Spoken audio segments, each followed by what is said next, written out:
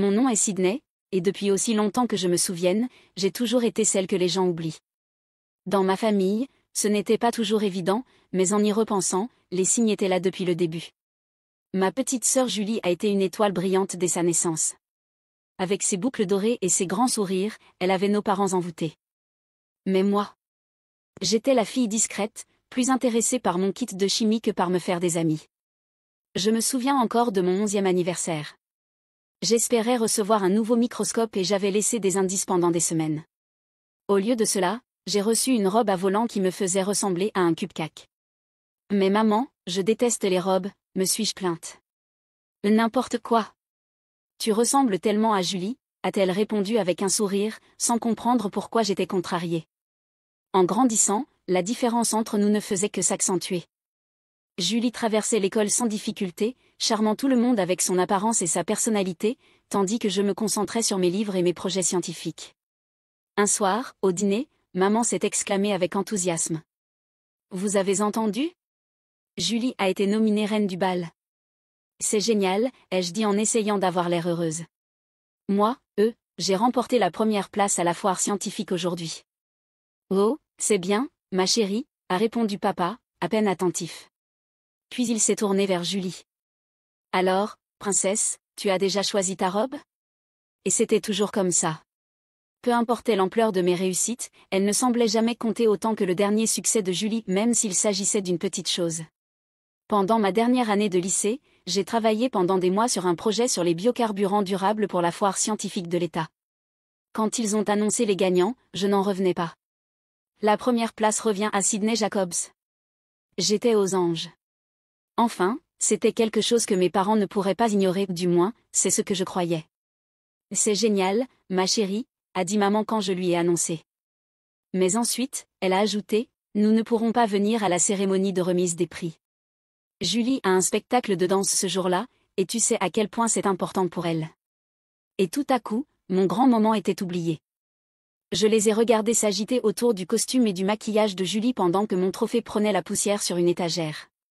C'était une vérité difficile à accepter, mais j'y étais habituée. Quand les lettres d'acceptation des universités ont commencé à arriver, j'avais du mal à contenir mon excitation, une bourse complète pour une université prestigieuse. C'était bien plus que ce que j'espérais. Maman, papa, j'ai été acceptée. J'ai couru dans le salon en agitant la lettre. Une bourse complète et tout. Maman a levé les yeux de son magazine. C'est bien, ma chérie. Julie, tu ne disais pas que tu avais besoin d'aide pour choisir ta robe de bal ? Et encore une fois, mon grand moment a été ignoré. Mais, c'est une bourse complète, ai-je répété, ma voix plus basse cette fois. Papa m'a tapoté l'épaule distraitement. Bon travail, gamine. Julie, princesse, allons faire du shopping. Tu ne peux pas te pointer au bal avec n'importe quoi, hein ? Je les ai regardés monter dans la voiture, ma lettre d'acceptation froissée dans ma main. J'avais l'habitude de ce sentiment, mais cela faisait toujours mal. Même si ma famille ne s'en souciait pas vraiment, j'ai fait mes valises et suis partie à l'université avec de grands espoirs. Pour la première fois, j'étais libre de l'ombre de Julie, libre d'être simplement moi-même. L'université était un nouveau départ. Soudain, mon amour pour la science n'était plus bizarre ou ennuyeux, il était respecté et même admiré. Je me suis plongée dans mes études, déterminée à profiter de cette opportunité au maximum. Pendant ce temps, Julie suivait le chemin que nos parents avaient toujours imaginé pour elle. Elle est allée dans un collège communautaire local, plus intéressée par les fêtes que par les cours. L'université est tellement difficile, s'est-elle plainte lors d'un de nos rares appels. Je ne sais pas comment tu fais, Sid. J'avais envie de lui dire que si elle passait moins de temps à faire la fête et plus de temps à étudier, elle trouverait ça plus facile. Mais au lieu de ça, je lui ai donné quelques encouragements vagues et j'ai changé de sujet. Puis, lors de ma 2e année, Julie m'a annoncé une grande surprise. Je suis fiancée. A-t-elle crié au téléphone. Paul m'a demandé en mariage hier soir. N'est-ce pas romantique ? Paul. Son copain du lycée. Le même gars qui m'avait demandé un jour si la science était, genre, vraiment difficile et tout. C'est génial, Julie, ai-je dit en forçant un peu d'enthousiasme dans ma voix. Vous avez déjà fixé une date ? On pense à juste après la remise des diplômes, s'est-elle extasiée. Oh, Sydney, ça va être parfait. Tu seras ma demoiselle d'honneur, n'est-ce pas ? Le mariage était exactement ce à quoi on pouvait s'attendre. Julie était magnifique, Paul avait l'air mal à l'aise dans son costume, et moi, je me tenais là dans une robe rose à volants, souriant pour les photos. N'est-ce pas parfait? M'a chuchoté maman pendant la réception. C'est ce dont chaque mère rêve pour sa fille. J'avais envie de lui demander si elle avait déjà rêvé de quelque chose pour moi, mais je me suis tue. C'était la journée de Julie, après tout. Je me suis concentrée sur mes études, puis sur ma carrière, tandis que la vie de Julie se déroulait exactement comme nos parents l'avaient toujours imaginé. Moins d'un an après son mariage, elle a annoncé une grande nouvelle. Je vais être grand-mère. A crié maman au téléphone. Oh, Sydney, n'est-ce pas merveilleux? J'ai murmuré impoli. Félicitations. Déjà prête à entendre la question qui suivait toujours. Quand est-ce que tu vas te poser, Sydney? Quand nous donneras-tu des petits-enfants? 10 mois plus tard, Erika est née, un minuscule paquet emmitouflé dans du rose, pleurant à plein poumon. Je suis rentrée pour le week-end, jouant le rôle de la tante aimante tout en ignorant les allusions à peine voilées de mes parents. Tu sais, Sydney, a dit papa en berçant Erika sur ses genoux, tu ne rajeunis pas. Tu ne veux pas ça, toi aussi? J'ai serré les dents et forcé un sourire. Je me concentre sur ma carrière en ce moment, papa. Maman a secoué la tête. Les carrières, c'est bien, ma chérie, mais la famille, c'est ce qui compte vraiment. J'ai eu envie de lui rappeler qu'il ne s'était jamais vraiment soucié de ma carrière auparavant, mais à la place, j'ai simplement souri et changé de sujet. 3 ans plus tard, Julie a eu un deuxième enfant, Nick. Encore une fois, j'ai joué la tante dévouée, tout en esquivant les questions sur la raison pour laquelle je n'avais toujours pas fondé ma propre famille. Pendant ce temps, je progressais réellement dans ma carrière de biotechnologiste. Les longues heures et le travail acharné ont payé, et à 31 ans, j'ai été promue chercheuse senior. Quand j'ai annoncé la nouvelle à mes parents, leur réaction a été un distrait. C'est bien, ma chérie. Tandis qu'ils s'extasiaient devant de nouvelles photos d'Erika et de Nick. À cette période, j'ai décidé d'acheter une maison. Alors que mes collègues dépensaient leur argent en voitures de luxe et en voyages, j'avais économisé avec soin. Quand j'ai enfin trouvé l'endroit parfait, une magnifique maison avec 2 chambres dans un super quartier, j'étais plus qu'enthousiaste. Maman, papa, j'ai acheté une maison. Ai-je annoncé lors de notre prochain appel. Il y a eu un long silence. Une maison? A répété maman. Toute seule? Oui, toute seule, ai-je répondu, mon excitation diminuant un peu. C'est un excellent investissement, et... Mais c'est une grande maison pour une seule personne, m'a interrompu maman. Que vas-tu faire de tout cet espace? J'ai soupiré. Je vais en profiter, maman. Elle est à moi. Les biens, a-t-elle dit, visiblement peu impressionnée. Si c'est ce que tu veux. Oh, je t'ai dit qu'Erika a perdu sa première dent hier? Et juste comme ça, la conversation a basculé à nouveau sur Julie et ses enfants. Les mois qui ont suivi l'achat de ma maison ont été bien remplis entre le travail et l'installation. Pendant mon temps libre, je décorais chaque pièce pour en faire un vrai chez moi. Durant cette période, j'ai commencé à remarquer un changement dans ma famille. Mes parents appelaient moins souvent, et quand ils le faisaient, il y avait quelque chose d'étrange dans leur voix. Un soir, maman m'a appelé. Sydney, ma chérie, a-t-elle dit d'un ton exagérément doux. Nous organisons un dîner de famille la semaine prochaine. Tu viendras, n'est-ce pas? Nous devons parler. J'ai accepté, mais j'avais un mauvais pressentiment. Dans ma famille, nous devons parler signifiait généralement des ennuis. Le soir du dîner, je suis arrivée dans l'allée de mes parents, un sentiment d'inquiétude au creux de l'estomac. La voiture de Julie était déjà là, et j'entendais Erika et Nick rire à l'intérieur. Le dîner était tendu. Mes parents échangeaient des regards. Julie était inhabituellement silencieuse, et son mari, Paul, se raclait sans cesse la gorge, comme s'il voulait dire quelque chose sans oser. Finalement, alors que nous terminions le dessert, papa s'est éclairci la voix. Sydney, nous devons parler de quelque chose d'important. Ça y est, pensais-je. Qu'est-ce qu'il y a, papa? Il a jeté un regard à maman, qui a hoché la tête, l'encourageant à continuer. Eh bien, tu vois, ma chérie, on a réfléchi. Cette grande maison que tu as, c'est vraiment trop d'espace pour une seule personne. Mon estomac s'est serré. Papa, on en a déjà parlé. J'adore ma maison. Elle est à moi. Oui, mais... Il a hésité, visiblement mal à l'aise. Maman a pris le relais. Ce que ton père essaie de dire, c'est que Julie et sa famille ont besoin de plus d'espace. Les enfants grandissent, et leur appartement devient trop petit. Je me suis tournée vers Julie, qui fixait soudainement son assiette avec un grand intérêt. D'accord, et alors? La voix de maman est devenue encore plus douce. Et comme tu es célibataire et que tu n'as pas d'enfants, nous pensons que tu devrais leur donner ta maison. Leur remettre les clés et déménager. Pendant un moment, je suis restée sans voix. J'ai regardé autour de moi, attendant que quelqu'un éclate de rire et dise que c'était une blague. Mais personne ne l'a fait. Ils attendaient tous ma réponse. Vous n'êtes pas sérieux, ai-je fini par dire. Sydney, a dit maman d'un ton qu'elle réservait au moment où je faisais preuve de mauvaise volonté, ne sois pas égoïste. Julie a plus besoin de cet espace que toi. L'égoïste? Ai-je répété, ma voix montant d'un cran. En quoi est-ce égoïste de garder la maison pour laquelle j'ai travaillé dur et que j'ai payé? C'est ton devoir de sœur d'aider en cas de besoin, a ajouté papa. Je me suis tournée vers Julie, qui évitait toujours mon regard. Et toi, qu'est-ce que tu en dis? Elle a haussé les épaules et m'a enfin regardé. Les biens, ce serait bien d'avoir plus d'espace pour les enfants. Je n'arrivais pas à croire ce que j'entendais. Ma propre famille me demandait de céder ma maison, tout en agissant comme si c'était moi qui étais déraisonnable en refusant. Non, ai-je dit fermement en me levant. Absolument pas. Je ne vais pas abandonner ma maison.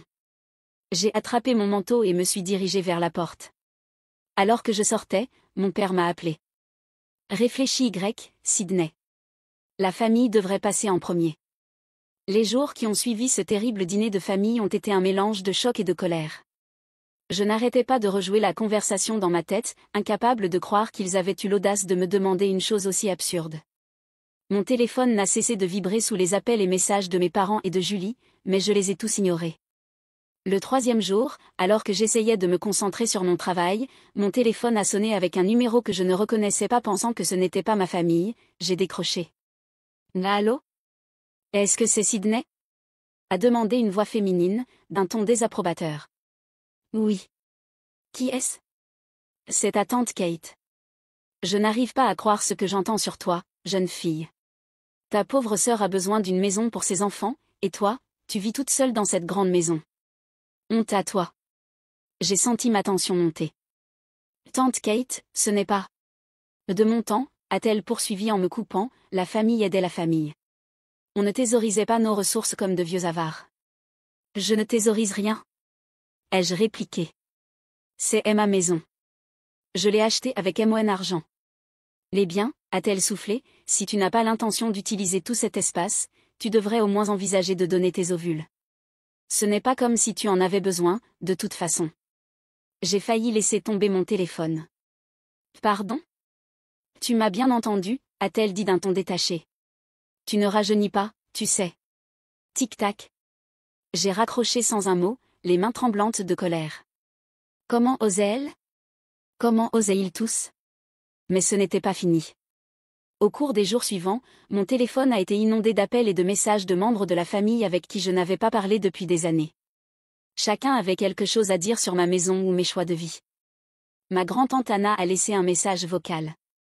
Sydney, ma chérie, c'est ta grand-tante Anna. Je voulais juste te dire. Il n'est pas trop tard pour trouver un gentil mari et fonder une famille. Là, tu aurais besoin de cette grande maison. Ça n'en finissait plus. À chaque fois que mon téléphone vibrait, c'était une nouvelle tentative de culpabilisation, une autre opinion que je n'avais pas demandée. J'ai commencé à redouter de vérifier mon téléphone, grimaçant chaque fois qu'il s'allumait. Pour fuir tout ça, je me suis plongée dans mon travail, restant tard au laboratoire juste pour éviter de rentrer chez moi et de faire face à encore plus de messages. Puis, une de ces nuits tardives, je suis tombée malade. Rien de grave, juste un gros rhume, mais suffisant pour que mon patron insiste pour que je prenne quelques jours de repos. Me voilà donc, recroquevillée sur mon canapé avec une boîte de mouchoirs, me sentant misérable à la fois physiquement et émotionnellement. Mon téléphone était enfin silencieux depuis quelques heures, et je commençais à me détendre. Puis je l'ai entendu, un bruit à ma porte d'entrée. On aurait dit que quelqu'un s'acharnait sur la serrure. Mon cœur s'est emballé. Est-ce que quelqu'un essayait de s'introduire chez moi? Je me suis levée aussi discrètement que possible et me suis approchée de la porte à pas feutrés. Jetant un coup d'œil par la fenêtre, j'ai aperçu des silhouettes sur mon porche, des silhouettes familières. J'ai ouvert la porte d'un coup sec, faisant sursauter les personnes à l'extérieur. Qu'est-ce que vous êtes en train de faire, bordel? Là, pris en flagrant délit, se tenaient mes parents et Julie. Figés, comme des cerfs pris dans les phares d'une voiture, ils me fixaient avec l'expression de ceux qui savent qu'ils ont fait quelque chose de mal. Maman fut la première à retrouver ses esprits. Sydney, ma chérie, on était juste inquiets pour toi. Tu n'as pas répondu à nos appels. Alors vous avez décidé de forcer ma porte? Je n'arrivais pas à croire ce que j'entendais. Papa, au moins, avait la décence d'avoir l'air gêné. On ne pensait pas que tu serais à la maison. On croyait que tu serais au travail. Et ça rend la chose acceptable? J'étais presque en train de hurler. Vous comptiez faire quoi, emménager Julie pendant mon absence? Julie, qui était restée silencieuse jusque-là, a enfin parlé. Sydney, tu exagères. On allait juste t'attendre ici. Puis, pour la première fois, j'ai remarqué la voiture garée derrière eux. Elle était remplie de cartons et de meubles.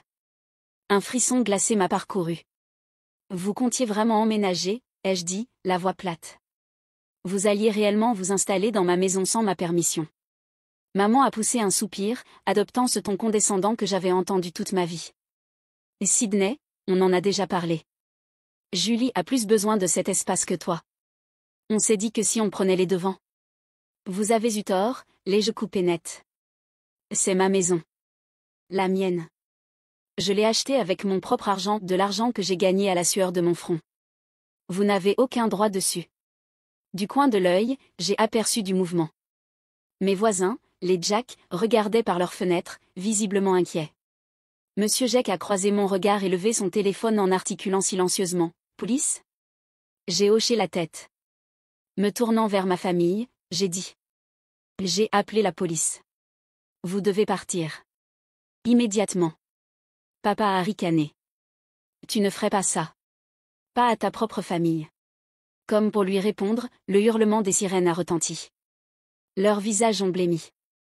La voiture de police s'est arrêtée devant chez moi, et 3 agents en sont descendus. L'un d'eux a jeté un regard soupçonneux sur la scène. Il y a un problème ici? J'ai pris une profonde inspiration. Oui, officier. Ces personnes tentaient de s'introduire chez moi. Maman a poussé un cri choqué. Sydney, comment peux-tu faire ça? Les agents se sont tournés vers eux. Est-ce vrai?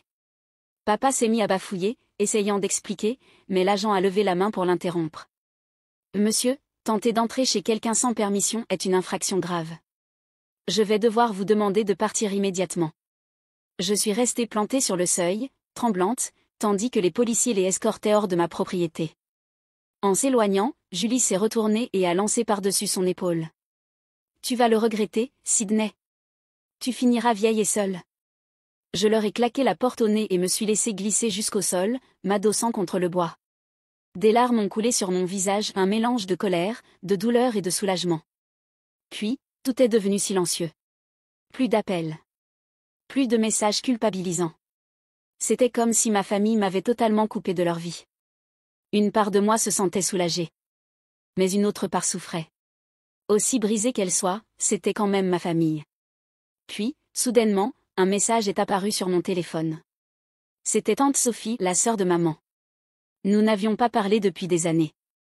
Pas depuis qu'elle et maman s'étaient disputées à cause d'un vieux conflit familial. Le message était simple. Retrouve-moi demain au Café Blue. 17h. Curieuse et désespérée d'avoir au moins un allié, j'ai accepté. Le lendemain, j'étais assise en face de tante Sophie, dans un coin chaleureux du Café Blue. Elle paraissait plus âgée que dans mes souvenirs, mais son regard restait vif et bienveillant. Elle tendit la main et serra la mienne. Sydney, je suis tellement désolée pour tout ce que tu as traversé, dit-elle. Ta mère m'a appelée, essayant de me rallier à sa cause, mais il y a plus dans cette histoire que tu ne le penses. C'est pour ça que je voulais te voir. Je me penchai en avant, ma curiosité piquée. Que veux-tu dire? Tante Sophie poussa un soupir. Tes parents et Julie, ils ont de graves problèmes financiers. Je fronçai les sourcils. Quoi? Comment? Elle me lança un regard triste. Julie et Paul vivent au-dessus de leurs moyens depuis des années. Voitures de luxe, vêtements de créateurs, vacances somptueuses, tout acheté à crédit. Je secouai la tête, incrédule. Mais pourquoi? Comment ont-ils pu en arriver là? C'est pire que ça, poursuivit tante Sophie. Paul a un problème de jeu. Un sérieux problème. Ils vident leur compte en secret depuis des années. Tout commença à s'éclairer. La tentative désespérée de me prendre ma maison. La pression constante de mes parents. J'avalais ma salive avec difficulté. Les mamans et papa? Le visage de tante Sophie s'assombrit. Ils ont perdu une somme énorme dans une pyramide financière il y a quelques années. Depuis, ils galèrent. Leur plan était d'emménager chez Julie et Paul, dès qu'ils auraient mis la main sur ta maison. Je me laissai tomber contre le dossier de ma chaise, sous le choc. Comment sais-tu tout ça? Demandai-je. Tante Sophie soupira. Je travaille à la banque où ils ont tous leurs comptes, expliqua-t-elle. J'ai remarqué des mouvements étranges et j'ai commencé à creuser. Quand j'ai confronté ta mère à ce sujet, elle m'a coupé de la famille. Ma tête tournait. Pendant tout ce temps, alors que je travaillais dur et économisais, ma famille s'enfonçait de plus en plus dans un gouffre. Et quand la situation est devenue critique, ils ont essayé de m'y entraîner avec eux. Tante Sophie parla doucement. Sydney, je sais que c'est beaucoup à encaisser, mais je pense qu'il est temps d'agir. Si tu es prête, j'ai une idée. Armés de tout ce que tante Sophie m'avait révélé, nous avons décidé d'aller plus loin. Nous avons engagé un détective privé, une femme dure et pragmatique nommée Chris. Elle venait avec d'excellentes recommandations. Pendant des semaines, nous avons attendu avec anxiété qu'elle fasse son travail. Enfin, elle nous convoqua à une réunion. Ce qu'elle nous révéla nous laissa sans voix. La vérité choquante? Paul, le mari de Julie, menait une double vie. Mon estomac se noua. Que voulez-vous dire? Demandai-je. Chris posa sur la table des relevés bancaires et des factures d'hôtel. Il a une liaison, avec personne d'autre que ta cousine Michelle. La fille d'oncle Jacob. Je me sentis nauséeuse. Il lui envoie de l'argent en secret depuis des mois, expliqua Chris. Cadeau coûteux. Week-end en amoureux. Tout y passe. Je serrai les poings. Mais, d'où vient l'argent? Demandai-je, même si au fond, je connaissais déjà la réponse. Le visage de Chris s'assombrit. De ses gains au jeu, et de tes parents. Tante Sophie et moi échangeâmes un regard stupéfait. La trahison était encore plus profonde que nous l'avions imaginé. Nous avons décidé d'organiser une réunion de famille chez moi. L'ironie ne m'échappait pas, la maison qu'ils avaient essayé de me voler allait être le lieu où tout s'effondrerait. Le jour venu, j'observai ma famille arriver, leurs visages empreints de curiosité et de suffisance. Ils pensaient probablement que j'avais fini par céder à leurs exigences. Une fois tout le monde installé, je me levai. Mon cœur battait à tout rompre, mais j'étais prête. Je vous ai tous réunis aujourd'hui parce qu'il y a des choses que vous devez savoir, commençai-je. Puis, je dévoilai tout, les dettes, l'addiction au jeu, l'infidélité. À chaque révélation, je vis leur teint se vider de son sang. Julie se leva d'un bond, les larmes coulant sur son visage. Ce n'est pas vrai, hurla-t-elle avant d'éclater en sanglots. Paul, dis-leur que ce n'est pas vrai. Mais Paul était déjà à mi-chemin de la porte. Oncle Jacob, le visage déformé par la colère, l'attrapa par le col. L'espèce de salaud, grogna-t-il. C'est de ma fille dont tu t'es joué. Mes parents restèrent figés de stupeur non pas à cause de ce qu'ils avaient fait, mais parce que leur ruine financière venait d'être exposée. Les mêmes proches qui m'avaient toujours jugé si sévèrement changèrent soudain de ton. On n'en savait rien, murmura tante Kate. Sydney, on est désolé, chuchota quelqu'un d'autre. Alors que le chaos se déchaînait autour de moi, pour la première fois depuis longtemps, je me sentis libre. Je me sentis étrangement calme. La vérité était enfin sortie.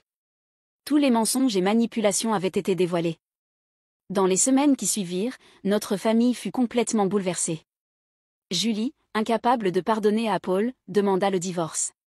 Sans autre endroit où aller, elle et les enfants retournèrent vivre chez mes parents. Mais cela ne dura pas. La banque saisit leur maison, les forçant à s'installer dans un petit appartement en location, 6 personnes entassées dans un espace plus petit que mon salon. Je suivis les événements de loin. Après de nombreuses nuits blanches et une profonde réflexion, je pris la décision difficile de couper les ponts avec ma famille. Tu fais le bon choix, Sydney, me dit tante Sophie autour d'un café un après-midi. Ce n'est pas facile, mais c'est nécessaire pour ta santé mentale et ton bonheur. Tante Sophie était devenue mon pilier. Elle était la famille que j'avais choisie, quand la mienne m'avait abandonnée. Nos rendez-vous café hebdomadaires devinrent le moment le plus précieux de ma nouvelle vie. Au fil des mois, je trouvais enfin une certaine stabilité. Sans le drame constant et les exigences de ma famille, j'eus du temps pour me consacrer à moi-même. Mais cela amena une révélation inattendue, je me sentais seule. Tu sais, dit tante Sophie un jour, il y a un monde entier au-delà du travail et de la maison. Pourquoi ne pas essayer quelque chose de nouveau? Grâce à son encouragement, je rejoignis un groupe d'escalade. C'était totalement hors de ma zone de confort, mais en attachant mon harnais pour la première fois, je ressentis une excitation que je n'avais pas connue depuis des années. C'est là que je rencontrai Marc. Il aidait un autre grimpeur, ses mains habiles maniant la corde avec assurance. Quand il se tourna vers moi et me sourit chaleureusement, mon cœur fit un bond. Première fois, demanda-t-il en voyant que je tripotais nerveusement mon équipement. C'est si évident? Plaisantai-je. Nous avons commencé à parler, et j'ai tout de suite été attiré par ses yeux bienveillants et son attitude détendue. Avant que je ne m'en rende compte, nous parlions mariage, une chose que je pensais autrefois impossible pour moi. Un jour, tante Sophie me prit à part, les yeux remplis d'émotion. « Sydney, dit-elle doucement, je veux que tu saches quelque chose. J'ai changé mon testament. Je te laisse tout. » Je la serrai dans mes bras, les larmes coulant sur mon visage. Je n'arrivais pas à croire à quel point ma vie avait changé. Le chemin n'avait pas été facile, mais il m'avait mené exactement là où j'étais censée être.